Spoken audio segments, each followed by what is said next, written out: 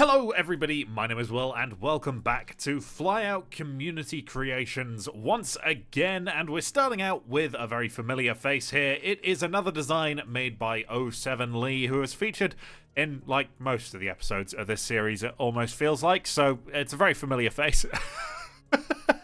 And if you don't know what Community Creations is, it's fairly self-explanatory. We're playing with a couple of designs submitted by my community in my Discord below. There will be 4 designs in this video. I normally do 5, but I thought I'd spend a little bit longer and trial, just see how that is, because I keep forgetting to do things, and maybe if I'm not rushing as much, then I won't think about it. But here you go.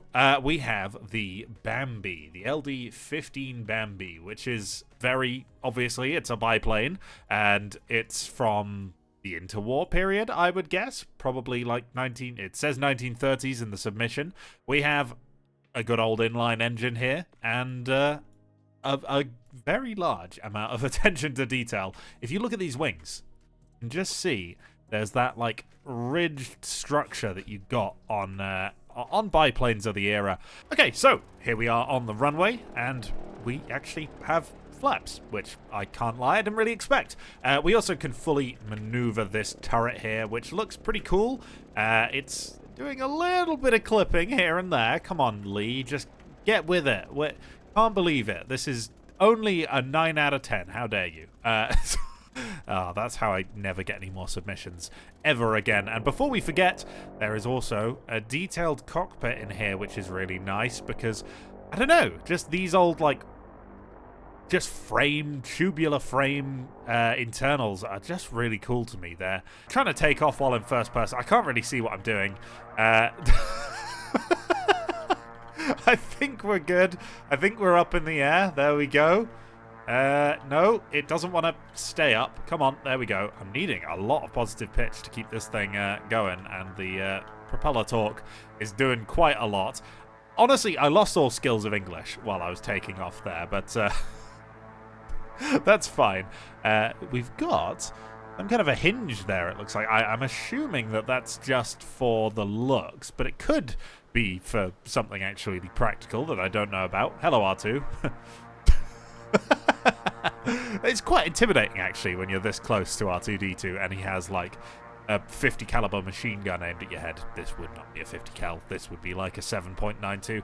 And, I mean, it's quite pleasant in here, actually. I'm a huge fan. And, oh, is the propeller. Get it? Oh. Okay, I should probably retract the flaps. That would help. I entirely forgot we had them after taking off. And honestly, it doesn't look like we're going to get that much more speed out of this, but we can have a look. I don't think we're going to crack 400 kilometers an hour because it is, after all, a biplane, so yeah.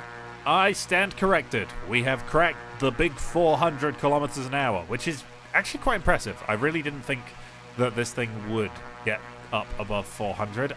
It just doesn't feel the type, you know what I mean? I also like the face on the tail, replacing what I assume would be the, let's not talk about that too much. And it maneuvers pretty nicely. Obviously, it's, I think it's meant to be more of a light bomber kind of aircraft rather than a fighter, so it's not as agile as you would maybe attribute to a lot of biplanes of the era, but it's still pretty darn good. And up front here we also have quad machine guns as well as our turret, so it's pretty heavily armed, but we don't have any bombs to play around with. We're never ever gonna catch up to a target drone either, so instead of trying that, let's just take a moment, just appreciate the beauty of these old aircraft. They're always nice to look at, and this is a particularly nice example of one. I enjoy when piston-engined aircraft kind of have this very tight cowling around the engine, so you can see where the banks of the pistons reside, and especially the exhaust piping and the intake piping kind of all externally mounted. You can see it all. Very nice. Very nice. I like I like you. And even though you didn't have to go through the effort, there's these little holes where you can see the casings for the 792s, or whatever they are, would probably get ejected. So that's very nice as well. You've even put like a proper barrel on the gun rather than just leaving it as the default gun texture, which you totally could have done. And I don't think anyone would have faulted you for. But yeah, that's pretty much all this thing has to show off as far as I'm aware. The only instructions are how to fly the thing and how to aim the turret. So we'll head on back to the runway and see if we can bring it in for a landing. Okay, I'm trying to prepare plenty ahead of time because I never do, but I'm imagining, combined with the flaps and the fact that we have 2 wings as opposed to the 1, we're likely to have quite the low stall speed here. So we just got to make sure that we are prepared plenty early for our landing approach, which this hopefully should be. We're still coming in a little bit faster than I maybe would have liked, but it's manageable. And it's relatively nice to fly. It does need quite a lot of negative pitch trim in order to stay level, but that's not a problem, and also honestly not that unusual for most aircraft in this kind of era, to be entirely honest. But here we go. We can bring her down if I am good at my job, which is flying planes every now and then. There we go. We've taken off. There we go again. Oh no. Oh, this isn't good at all. Oh, and we're going over. Yep, there we go. Perfect landing. And all of the plane is still perfectly intact. R2 is fine, and that is all that matters. Thank you for your submission, 07 Lee, as per usual.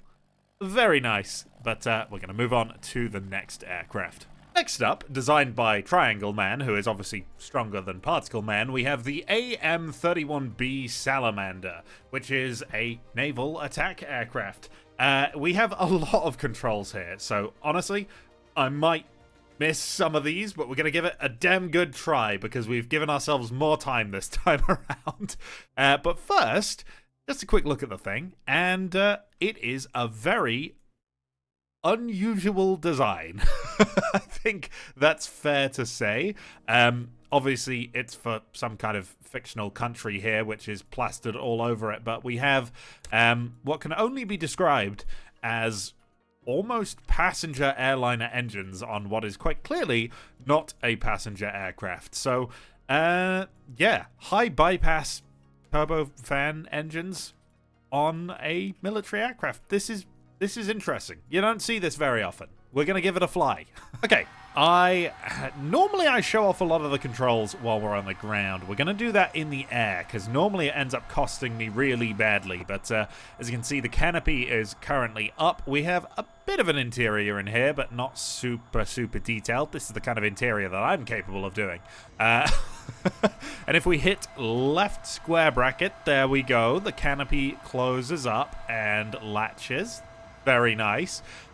In fact, there is one control I can't show in the air, which I'll show here really quick, which is, because it's a naval aircraft, you can fold the wings, and it folds the tail as well, which is always really cool.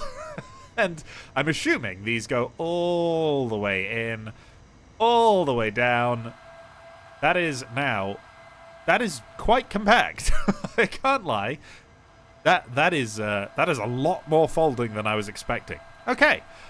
We'll just put those back out, and then we'll try and take off, because we got weapons bays and stuff, and those I imagine will cause problems if we open them on the ground. We do have a tail hook, actually. I can show you that. There you go, tail hook. Now you can land on a carrier. I always like playing with the tail hook. Just throw a tail hook on anything. It's fine, even if it's a ground-based aircraft. You may as well have the capability to land on a carrier. That's how it works, right?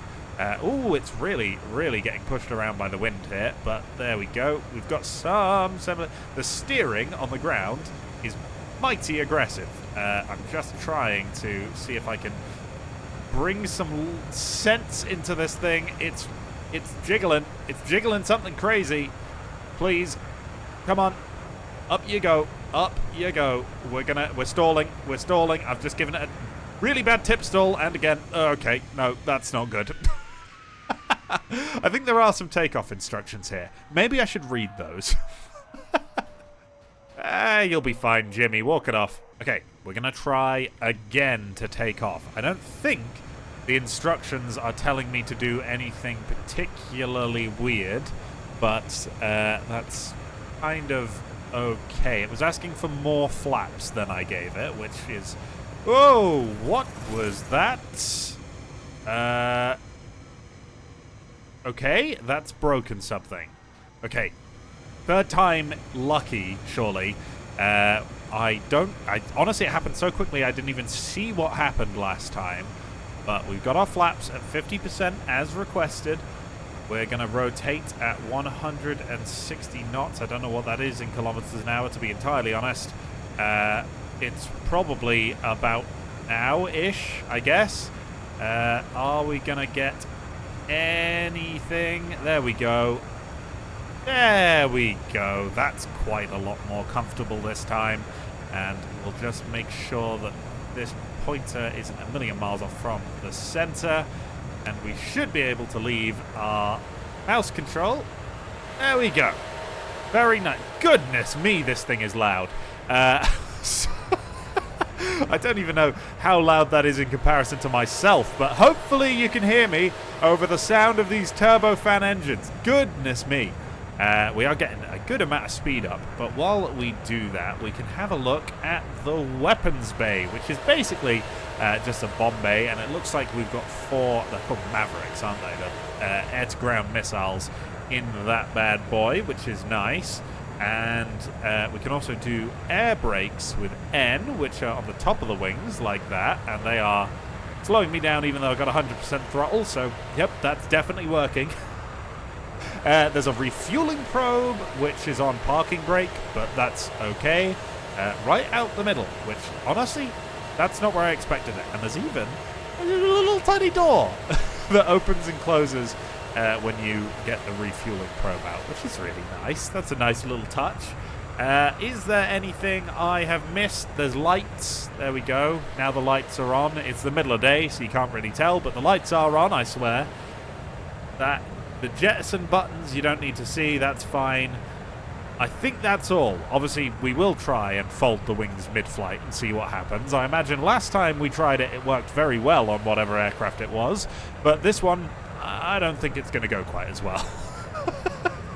We've actually got a bit more speed than I was expecting, because with these high bypass engines, they tend not to be focused around speed. They're much more around efficiency. And you can see we got an hour and 15 of fuel, so it's definitely... It's got a lot of fuel and probably also quite efficient given we're cooking these at 100% right now. And we also have an air-to-air missile. So we're going to shoot down a target drone because, of course, we are. Is it going to be easy? Probably not. Whoa. This does not like to turn. Wow. I didn't expect it to be agile, but this is sluggish by every definition of the word. Not a problem, though. We're just going to be hurling a missile at it, so we can put up with that. I believe I can also jettison these extra fuel tanks, which is probably going to help us given that we're chasing down a target drone, and it's taking a little while. This is not meant to be a high-performance air-to-air fighter. Actually, something else we can do while we chase this guy down. Flares. There you go. I'm presuming they're coming out of these things on the side here. These big old red things. Well, not actually coming out of it, but it's meant to look like it. Just play with me here. And we are now getting within about the range where we can start looking at firing this missile. We've only got one, so let's not make a mistake here. We're going to wait for, I think, about 2 kilometer distance, and then it should be good to get him. There we go. Surely that IR missile will find its mark. Such a good shot. Of course, because we're professionals. Well, you know what? We can have a look to see what happens if we fold the wings mid-flight. That's something we can do. Oh, it's not going well. This is entirely predictable. Can we recover at all? Maybe? Probably not. We have entirely asymmetrical lift because of where our rudder now is. No. Okay, right. What if we try and put the wings back? I think it's a little bit too late for me to put the wings back out, guys.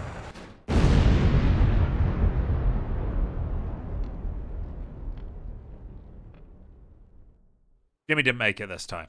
Thank you so much for your submission, Triangle Man. This is really cool, and there's a hell of a lot of lore about this thing. If you're the kind of person that likes reading up on fictional aircraft lore, then find the thread that this aircraft was posted in and have a read, because there is more there than I can't lie, I've not read it.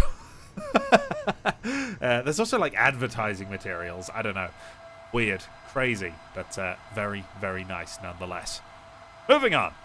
Next up, designed by just some guy who has a picture of Sisyphus in his profile picture, we have the Drummond F-10A Hurricane, the marine variant. Now, I don't believe I've featured any designs designed by just some guy before, but I don't know how I've never noticed them if they've submitted them, because this is incredible looking. I just really, really like the shape of this thing because it is so unique in how it is designed and yet so familiar in so many aspects. You've got obviously these aggressive ramp intakes on the side going to two underslung engines, aspects of the MiG-9 in the tail here almost, and then you've got this kind of I don't even know, like I know I recognize the nose of this thing. It's almost like a B-57, the American version of the Canberra, and then what, I don't know what the word for this kind of a wing is, but it's like the one that you kind of had on the F-16XL, but swept a little bit more. There's a name for this wing, and it has entirely escaped my mind, but I'm going to stop swooning over this aircraft for a second. So we'll take it out for a flight and see how it performs. Okay, here we are on the runway. It took a good long while to load this thing in, but we're finally here. We've got a popping noise, which I don't entirely know what it is. I think something in the engines might be going wrong. There we go. I mean, you can't hear it over the power of the afterburner anyway, so it's probably fine. Yeah, sometimes aircraft just make these noises, but I am just a huge fan of this design. It is really unusual. This is not the kind of shape that a lot of aircraft have, but you've even got a bit of javelin with how the tail is set up, which is really nice. And my computer is slightly struggling to render this. It seems to only be happening in weird little stutters. It's mostly smooth, and then it just has a little lag spike, but sure, it is what it is.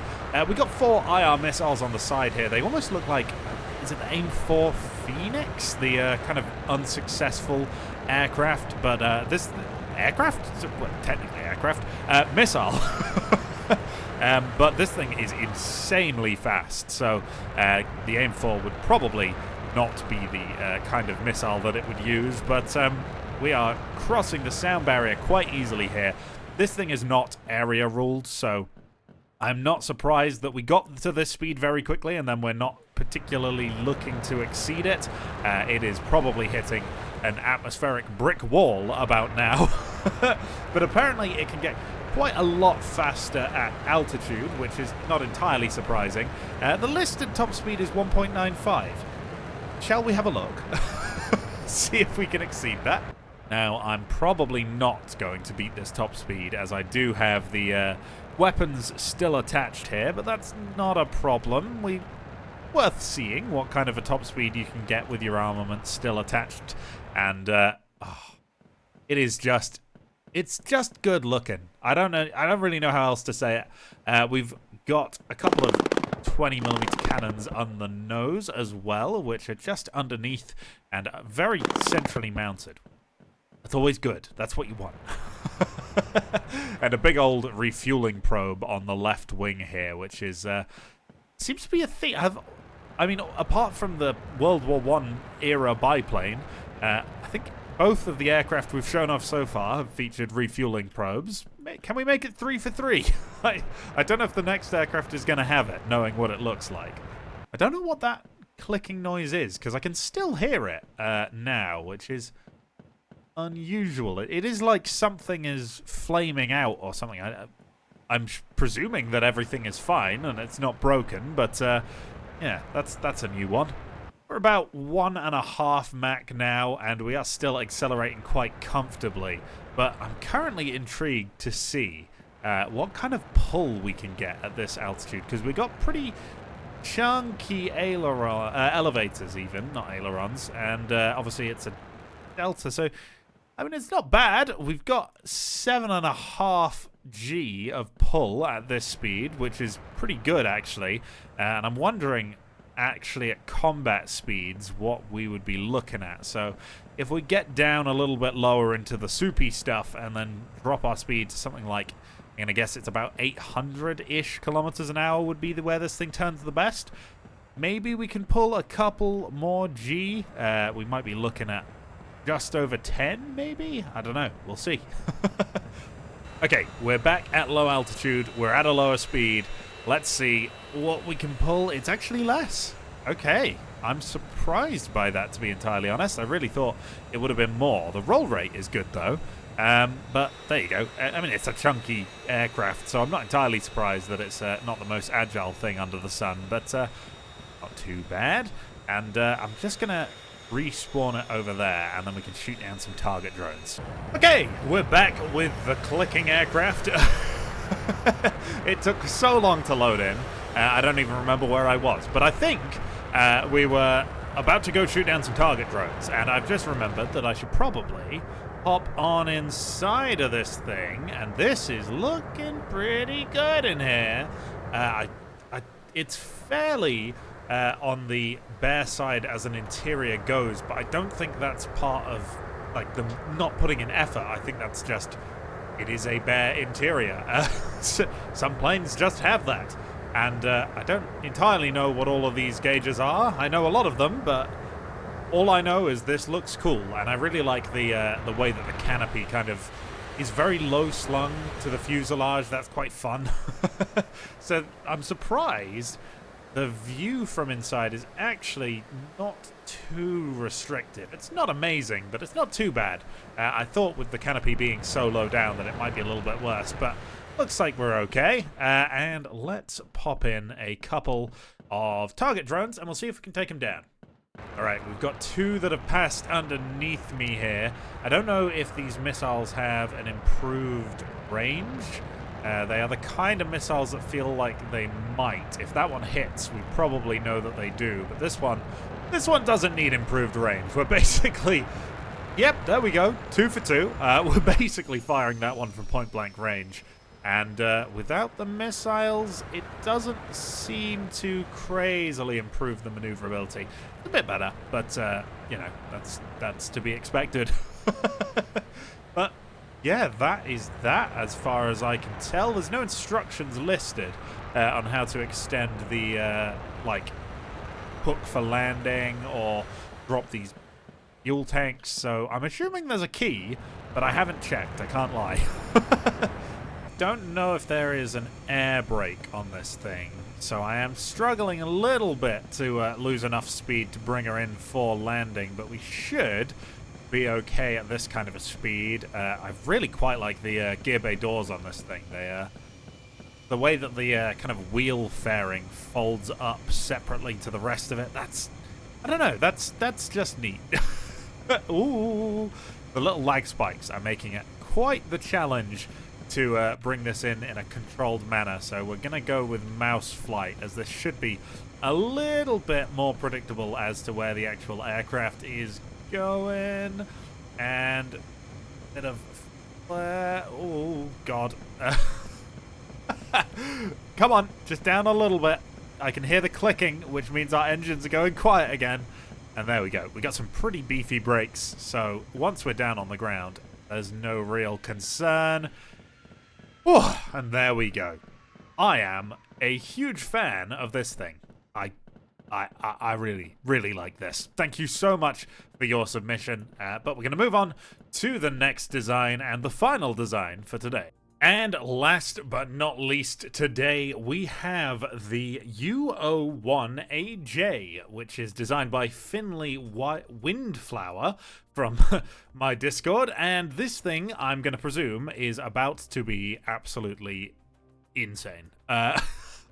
I've had to install a custom fuel for this thing, and that's how you know it's about to go absolutely insane. This looks quite a lot like the Falcon, which we have previously shown off on the show, I guess. And I don't know how we're going to take off given that this elevator is in the ground, but we're about to find out. Okay, that's how it works. When we're on the ground, it's just folded away to the side. Okay, right. Without any further ado, there's gonna be, I imagine, quite a lot of speed very, very quickly. So we've got a couple of controls, and in theory, we should be okay. We have a big old air brake here in the middle of the aircraft, which we have seen. That's definitely going to slow us down. And there are some flares. If we hit X, apparently, I don't see them. Probably best to not use those until we're in the air. Come on, here we go. Here we go. Maybe, maybe, maybe. Up you go. Come on. Oh, there we go. There we go. Okay, we're up into the sky. This is limited to 25G, so we're only going to be pulling up to 25G, which is not the craziest we've ever seen, but definitely up there. Flares are just not on X for me. They're on R, but they look like a man doing a little star shape with his arms and legs. We have an AOA module, which, okay, that just kind of makes you pitch up really hard, I guess. And whoa, yep, that is a lot of missiles and a lot of angle of attack. We are going precisely no kilometers an hour right now, which is interesting to say the least. Oh my gosh. Can we get this thing to fly directly up? Maybe, I don't know. Let's just try and get this back to flying fairly normally. Okay, come on, please. Please. Play nice. Play nice. There we go. Stabilize. There we go. The fly-by-wire appears to be rather overzealous with what I thinks I want to do. Let's pop in a target drone here, because we gotta really lose some of this weight if we want to give a chance at this thing really showing its full capabilities in maneuvering, and hopefully that's a hit. Doesn't look like the worst lock ever. Yep, that's all right. And you can have the rest as well. Oh, that is comedic overkill is what that can be described as. And I think we can jettison the missiles with delete. There we go. I don't think those ones actually fire. I think they're just for looks. So now we have our full free performance without being limited by the weight of missiles. There is no interior to speak of in this thing, if you were wondering, which is fair enough, given that it has one of those camera-looking cockpit things, I don't know, where you can't actually see out, but you just got cameras. Well, whatever. I guarantee you the Ace Combat fans will tell you what that's called in the comment section below, but let's see what we can pull. It says it's limited to 25 Gs, but let's put that to the test. There we go. No, 49 Gs. Am I reading it wrong? Is it 25 degree? It says 25 Gs, so I guess we've just proven them wrong. And I just remembered we also have these fuel tanks that we can drop. So now, admittedly, we only have 3 minutes of fuel, but we might even be able to pull more than 50 G. Shall we have a look? Okay, speed is kind of good for this kind of a maneuver. We're going to go for a horizontal turn in 3, 2, 1, go! No, okay, less. Fair enough. I really thought that might be more, but only 40 Gs this time. You know, only 40 Gs. Oh, for goodness sake. This is actually ridiculous. I wish I was a little bit better at piloting so that I could really show off when I get an aircraft like this how they can really perform, flown by somebody who is moderately competent at their craft. What I'm quite impressed by is how quickly this thing can stabilize from a spin, because we've had problems in the past where designs like this, they're very good until they stall, but at the point that they stall, they become roughly irrecoverable. So there you go. That is quite a bad flat spin, and just let go of the controls, and we're stable again. All I need to do is pull us up, and we can just carry on flying. That's pretty cool. You don't get that with every single design. That said, the question remains, can we do some silly vertical flying? Because I didn't manage to pull it off a moment ago. We hit Z, can we just pull her into a vertical and hold that? Can we do it? I think we can, and it looks like we're definitely accelerating as we do this. So we do have a greater than 1 thrust to weight, which is not entirely surprising. We can check. There we go, 1.19 thrust to weight ratio, which isn't actually quite as good as I thought it would be. But, you know, it is what it is. So I believe all that leaves us to do is land this thing and say goodbye for the episode. So let's just lead for landing here. Do we have flaps? I don't know. I don't think we do. I'm a little reluctant to use the air brake, because last time we had an air brake on one of these things, it absolutely killed me. So we're just going to be... Whoa, don't use mouse flight. Don't use mouse flight. Oh, the fact that this thing recovers easily just saved me really quite badly there. It really does not like mouse flight in the slightest. Here we go. This should be good if we bring out the air brake. How bad is that? Not too bad. It also doesn't seem to slow us down very much, but that's okay. Hit the brakes. Quite a good landing. Given how close we were to absolutely smashing into the ground over there, it definitely could have gone worse. But there you go. That's all for today. I really hope you enjoyed it. Oh, it's got a gun. I didn't shoot the gun at any point. There you go. Has a gun. Thank you very much for your submission, Finley. And thank you, everybody, for watching this episode. If you like this, please leave a like, comment, and or subscribe. And I will see you in the next video for stuff. I don't know what it'll be yet, but it'll be stuff. Bye! And as always, a huge thank you to my YouTube super supporters, Yoki, Paloma, Marlon Gwekin, Cruiser25, Cody Fox, Peter Holmes, Peter Seafit, CamJam135, Stug3, and Terra. And a huge thank you to all of the regular tier supporters as well.